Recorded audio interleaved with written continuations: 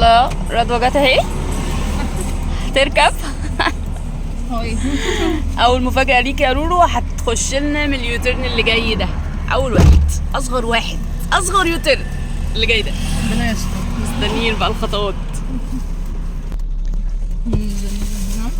هتنزل الهاند بريك اهي، امسك فرامل. ايوه حلو، نطلع بالراحة. يلا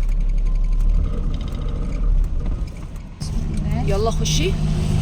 خش. يلا نكسر كله. ايوه نكسر كله. اهو دبرياج دبرياج وارجع. حلو بالراحة. دخلنا. طبعا برافو. دوت. حلو الطريق اهو. اليوتيرن سهل بقى ولا صعب؟ سهل. شفت الساعة اللي بتقولها تحت تثبيت. لا بس بأمانة هو سهل صح. هو في شوية تركات كده بس محتاج تركيز.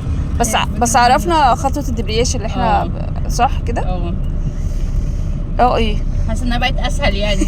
كله بقى. انا كنت كنت بدوس دبرياج لدرجه العربيه بتقف. فحاسه ده كويس انا بقتش بتقف. تعالوا بقى نشوف رضوى هتعمل ايه في باقي الطريق.